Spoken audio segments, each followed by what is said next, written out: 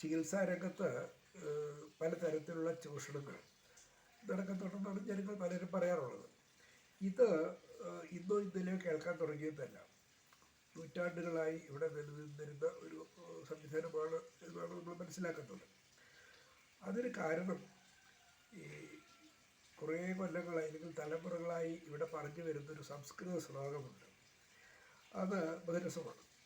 വൈദ്യരാജ നമസ്തുഭ്യം യമരാജ സഹോദര യമസ്തു ഹരതിപ്രാണ വൈദ്യപ്രാണൻ ധനാനിച്ച, ഇതാണ് പറയുന്നത്.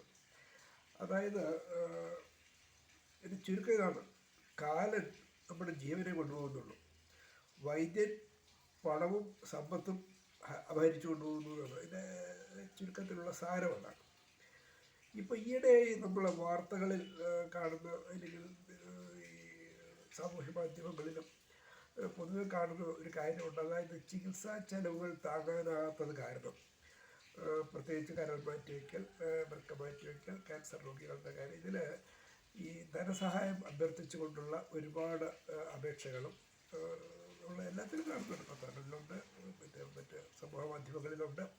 അപ്പോൾ ചികിത്സാ ചെലവുകൾ മനുഷ്യന് താങ്ങാനാവാത്ത വിധത്തിൽ കൂടിക്കൊണ്ടിരിക്കുന്നു എന്നാണ് മനസ്സിലാകുന്നത്. ഈ സാധാരണ രോഗങ്ങൾ തന്നെ നമ്മൾ ആശുപത്രിയിൽ എത്തുമ്പോൾ ഈ ചികിത്സാ ചെലവുകൾ താങ്ങാനാകാതെ കടക്കെണിയിലാകുന്നവരുണ്ട്, കിടപ്പാട് വിൽക്കേണ്ടി വരുന്നവരുണ്ട് എന്നൊക്കെ ഇവിടെ ധാരാളം ഇപ്പോൾ കേൾക്കുന്നുണ്ട്. ഇതിനെല്ലാം പുറമെ ഈ ചികിത്സാ പിഴവുകളെക്കുറിച്ച് അതും ധാരാളം കേൾക്കുന്നുണ്ട്.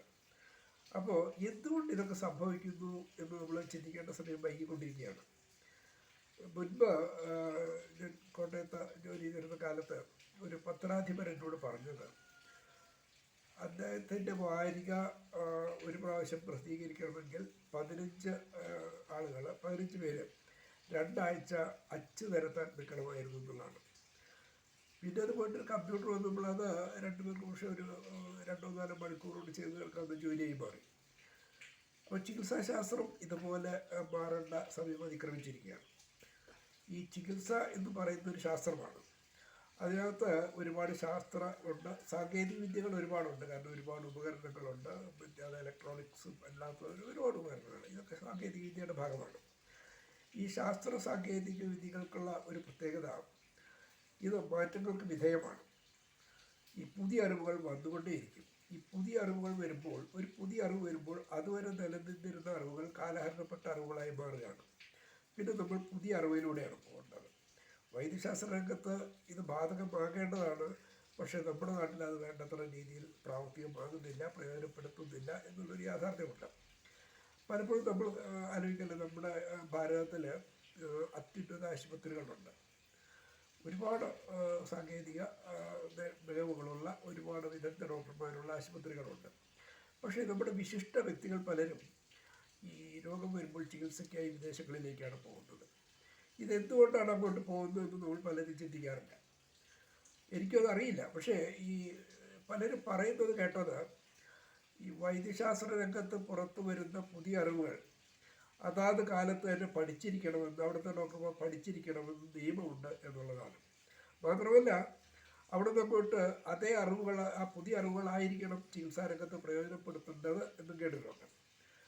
നമ്മുടെ നാട്ടിൽ എന്തുകൊണ്ട് അത്തരം സംവിധാനങ്ങൾക്കൊന്നും വലിയ പ്രസക്തി ഇല്ലെന്നാണ് തോന്നുന്നത്.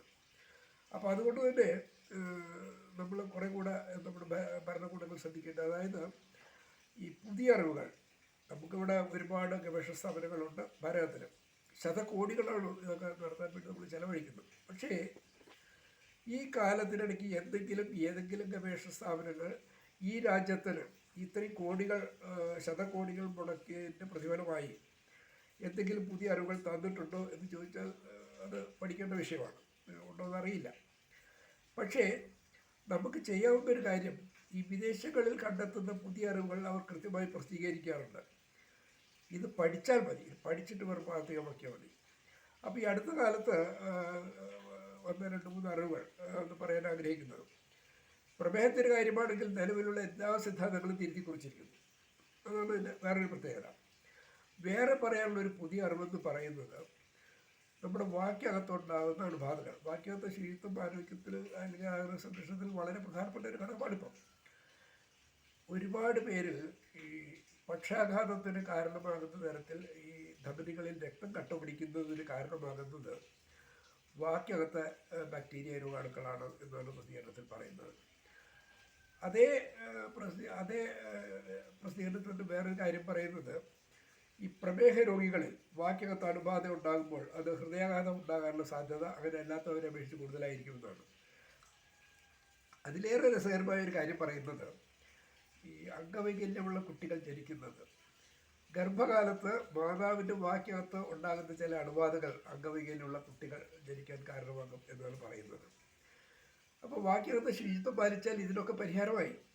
അപ്പം നമ്മളിവിടെ ഈ ഗർഭമുണ്ടായിരുന്ന കാലത്ത് ഈ കൃത്യമായി മാസത്തിൽ 1-2 പ്രാവശ്യം നമ്മുടെ ഗർഭമുള്ള സ്ത്രീകളെല്ലാം പെൺകുട്ടികളെല്ലാം ആശുപത്രിയിൽ പോയി ഡോക്ടറെ കാണാറുണ്ട്.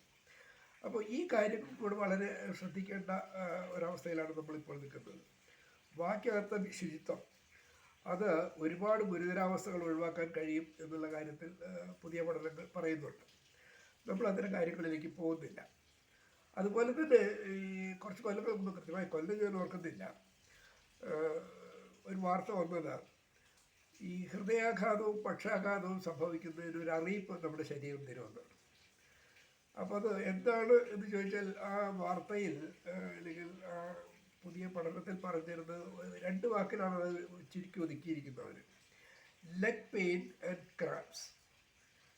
രാത്രിയിൽ നമ്മൾ കിടന്നാൽ ഉറങ്ങാൻ ബുദ്ധിമുട്ടുണ്ടാകുന്ന തരത്തിൽ കാലുകളിൽ വേദനയും, ഉറക്കത്തിനിടയിൽ നമ്മൾ ഈ കൊച്ചൽ, നമ്മൾ ബസ്സിൽ കയറാന്നൊക്കെ നമ്മൾ നാടൻ ഭാഷയിൽ പറയും, ഇതുണ്ടാകുന്നതാണ് അത്ര ഇതിൻ്റെ അറിയിപ്പ്. മാത്രമല്ല കഴുത്തിൻ്റെ ഇരുവശങ്ങളിൽ ആ ധമനികളിലും ഈ വേദന വരാറുണ്ട്. അപ്പോൾ നമ്മുടെ നാട്ടിൽ ഈ ബസ്സിൽ കയറി ഇല്ലെങ്കിൽ കൊച്ചി പിടിച്ചു എന്നൊക്കെ പറയുമ്പോൾ അത് തണുപ്പുകൊണ്ട് സംഭവിച്ചു എന്നാണ് നമ്മുടെ ഈ ജനങ്ങൾ പൊതുവെ പറയാറുള്ളത്. ഈ തണുപ്പ് കൊണ്ടാണ് ഇത് സംഭവിക്കുന്നത് എങ്കിൽ നമ്മുടെ കടത്തുന്നകൾ കടന്നുറങ്ങുന്നവർ റെയിൽവേ സ്റ്റേഷനിലെ നല്ല ടൈൽസ് ഇട്ട മൊസൈക്ക് ഇട്ട പ്ലാറ്റ്ഫോമുകളിൽ കിടന്നുറങ്ങുന്നവരിലേക്ക് ഇത് കയറേണ്ടത്. പക്ഷെ നമ്മുടെ വീടുകളിൽ കട്ടിലും മെത്ത ഷീറ്റ് കമ്പിളിയിലൊക്കെ ഉപയോഗിച്ച് കിടക്കുന്നവരിൽ സംഭവിക്കുന്നുണ്ട്. അപ്പോൾ ഇത്തരം പുതിയ അറിവുകൾ നമ്മൾ പ്രാവർത്തികമാക്കിയാൽ ഒരുപാട് ഹൃദയാഘാതങ്ങൾ, പക്ഷാഘാതങ്ങൾ, ക്യാൻസറുകൾ, ഈ അംഗവൈകല്യമുള്ള കുട്ടികളുടെ ജനനം, ഇതൊക്കെ നമുക്ക് ഒഴിവാക്കാവുന്നതാണ്. അപ്പോൾ ഈ ചികിത്സാ ചെലവ് കൂടുന്നതിന് ഈ ജനങ്ങൾ പറയുന്ന ഈ കുറച്ച് കാലങ്ങളായി പറയുന്ന ഒരു കാരണം, വൈദ്യവിദ്യാഭ്യാസത്തിൻ്റെ ചെലവ് ലക്ഷങ്ങളും കോടികളുമാണ് ഇപ്പോൾ എന്നാണ്. അതിന് കാരണം നമ്മുടെ സ്വാശ്രയ വിദ്യാഭ്യാസമാണ്. അപ്പോൾ ഇക്കാര്യങ്ങൾ ഞങ്ങൾ കുറച്ച് സുഹൃത്തുക്കൾ സംസാരിച്ചു കൊണ്ടിരുന്നപ്പോൾ അതിലൊരു സുഹൃത്ത് പറഞ്ഞ രസകരമായ ഒരു കാര്യം, നമ്മുടെ ഡോക്ടർമാർ പലരും വിദേശ രാജ്യങ്ങളിൽ പോയി പഠിച്ചു വരാറുണ്ട്. അപ്പോൾ അവിടുന്ന് വന്നു കഴിയുമ്പോൾ ആ ബിരുദം എഴുതി വയ്ക്കുന്ന കൂട്ടത്തിൽ ആ പഠിച്ച രാജ്യത്തിൻ്റെ പേര് കൂടെ എഴുതി വയ്ക്കും. അപ്പോൾ ഈ സുഹൃത്ത് പറഞ്ഞത്, ഈ നമ്മുടെ ഡോക്ടർമാർ അവരുടെ ബിരുദത്തിൻ്റെ പുറകിൽ ബ്രാക്കറ്റിൽ സ്വാശ്രയ കോളേജിലാണോ പഠിച്ച്, മെരിറ്റിലാണോ പഠിച്ച്, ഇത് ഒന്ന് വ്യക്തമാക്കിയാൽ കൊള്ളാം എന്നുള്ളതാണ്. അപ്പോൾ ഏതായാലും ഈ ചികിത്സാ രംഗത്ത് ഈ നിലവിലുള്ള ചൂഷണങ്ങൾ, അശാസ്ത്രീയതകൾ, ഇതൊക്കെ ഒഴിവാക്കേണ്ടിയിരിക്കുന്നു. അതിന് ഈ സാമൂഹിക ഇടപെടലുകളും ആവശ്യമാണ്.